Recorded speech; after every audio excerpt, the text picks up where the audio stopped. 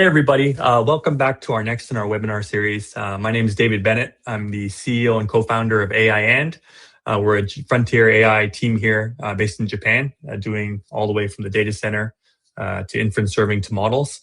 And I'm really excited. We have a pretty exciting guest here today.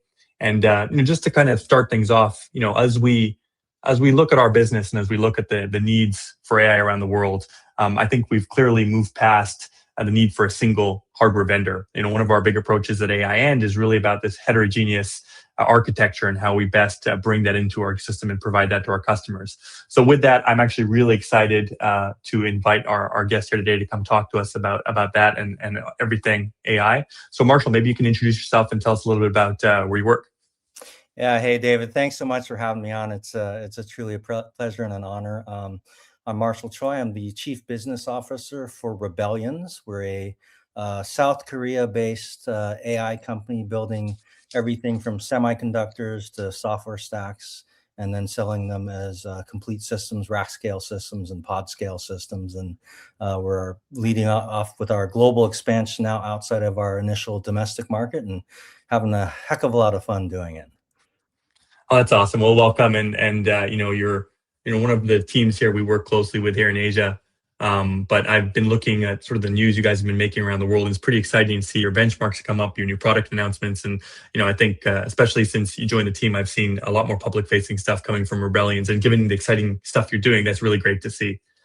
And without going too much into it, I guess obviously if we're talking today, and AIN's approach to having a heterogeneous fleet in our ecosystem, I think people can probably guess that we're under discussions here. But I've been really impressed about sort of what the team at Rebellions is doing, and as we look at why we've gone into sort of the heterogeneous architecture stack, I think it's pretty clear that with 90 to 95% of all of the neo clouds, of all the AI vendors and providers out there using one GPU provider, I mean, just the risks, the liability around being stuck with one vendor, whether that's supply or pricing or power or sovereignty. There's just all these things that you have to think about.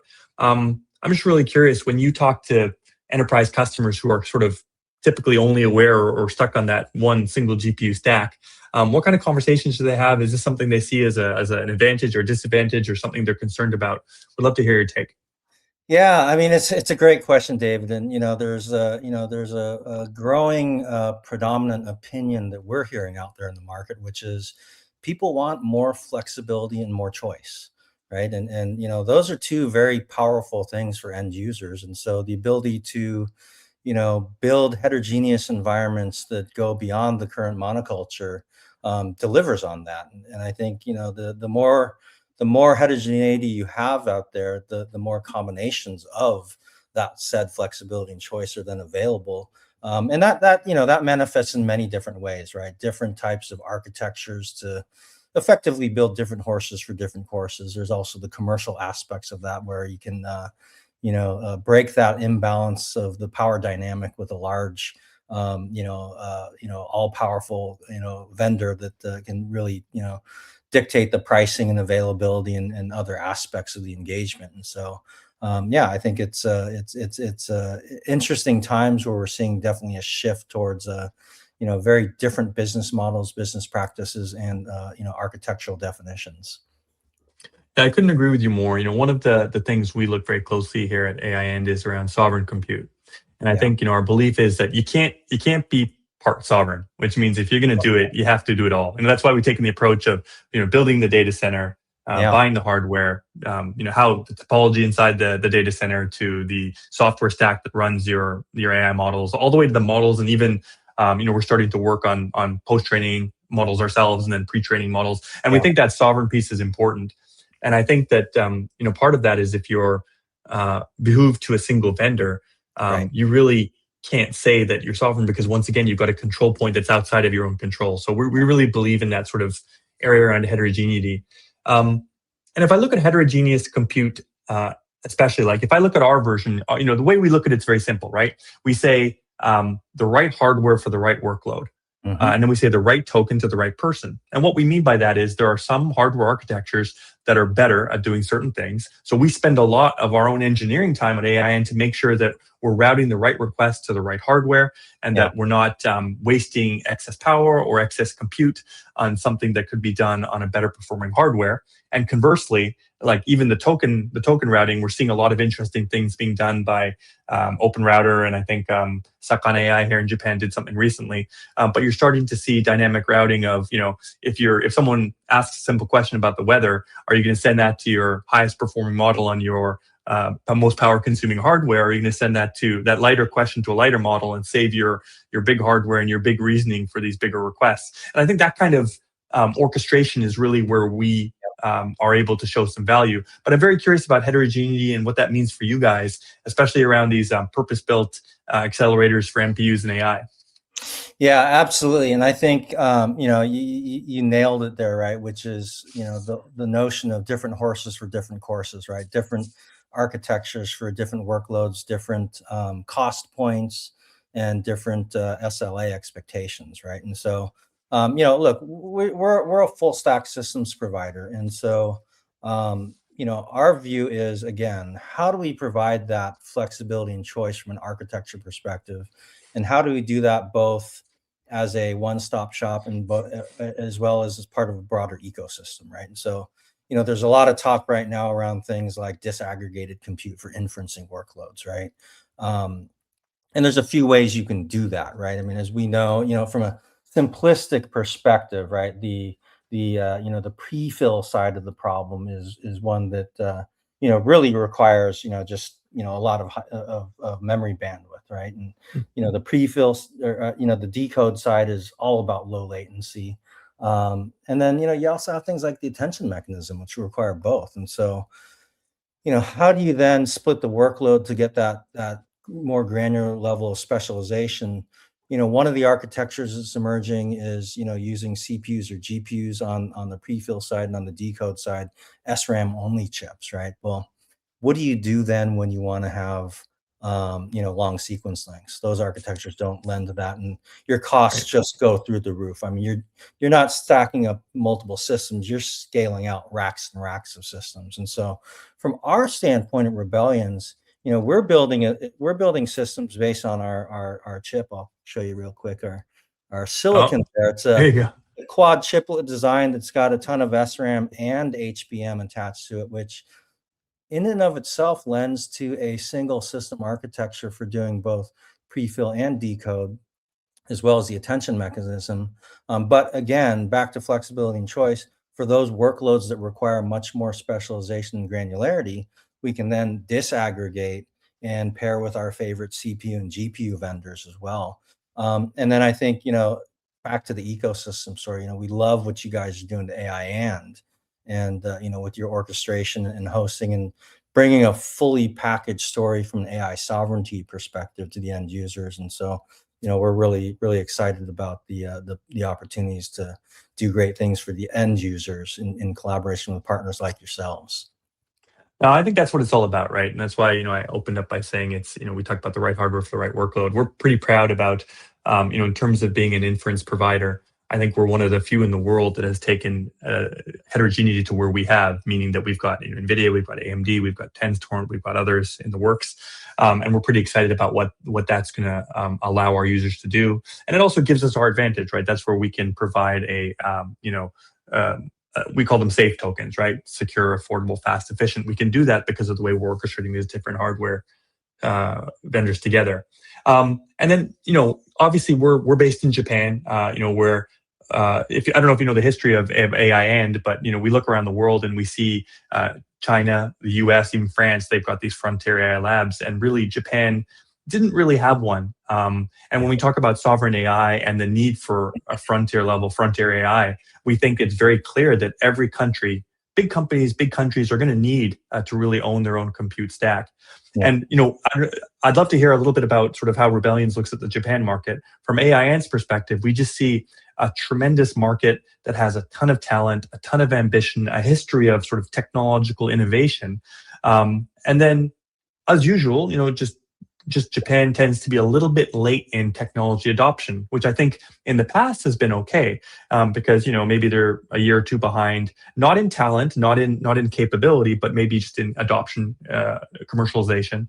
Right. But then when it comes to AI, when we look at, we'll talk a little bit later about sort of agentic workflows and all that, but with the explosion of tokens and the exponential nature of this token use, I think it's really important that there's companies out there that are really helping Japan accelerate the adoption of AI. So that's what we're doing. And again, our goal is to be really at the frontier of AI in Japan and lead that charge. Would love to know sort of how Rebellions is looking at Japan and the Japan opportunity.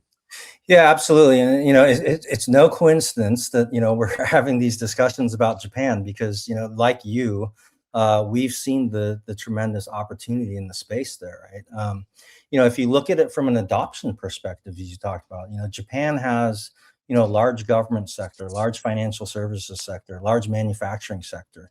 These are all areas of the market that are very well positioned to adopt AI at large scale, and we're seeing that in the numbers, right? So from a per country perspective, Japan is right up there in the top five as far as year over year adoption of AI capabilities and technologies. And so, that's the TAM piece of it, the total addressable market. The speed piece of it has been unlocked by the inference workloads. And, part of what we're trying to do is just bring the unit cost economics down to basically unlock the potential of every application where cost doesn't even become a consideration anymore, to just broaden the overall market. The Japan market in particular, I think, look, there's ambition, there is a talent base there, there is a Mhm. history of technology and innovation there.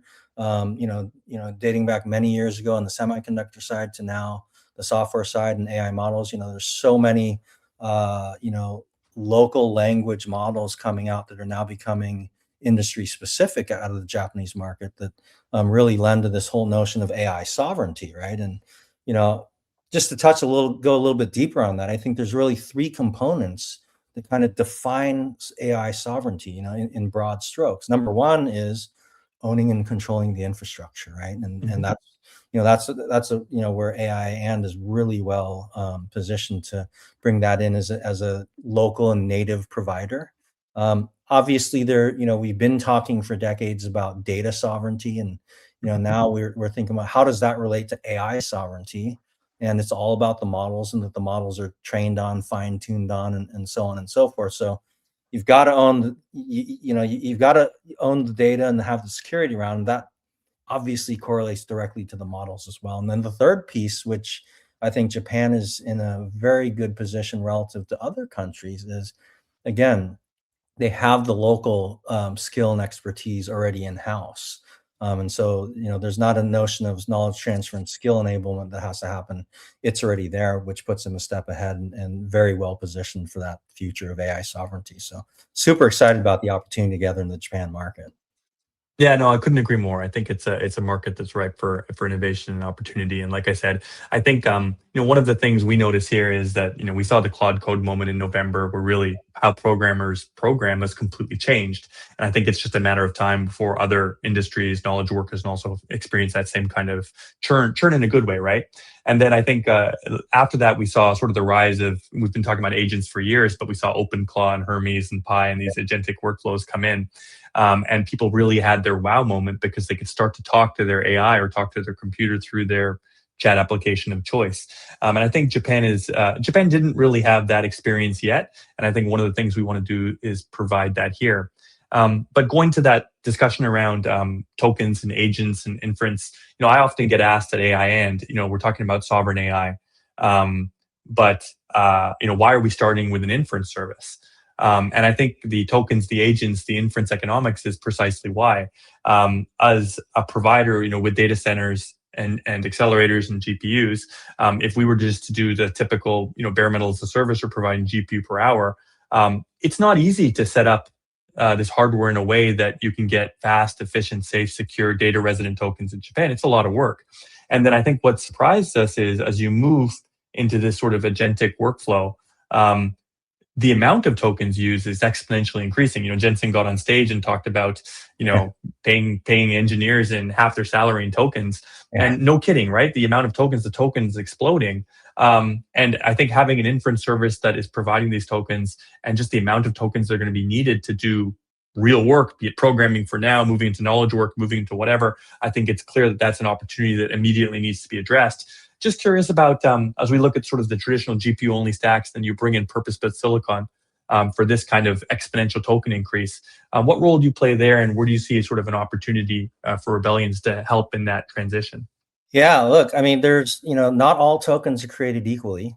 And, the token creation comes from a few different factors, right? There's the performance side of things. There's the acquisition cost of the infrastructure to serve the tokens. And then there's the ongoing operational cost, which really comes down to, by and large, power consumption, right? And so, look, there may be some workloads where you just want to have the absolute highest performance at any cost. That's going to be the very top of the pyramid, right? That's a very niche workload area, and quite frankly, it's a luxury good that probably most people don't need.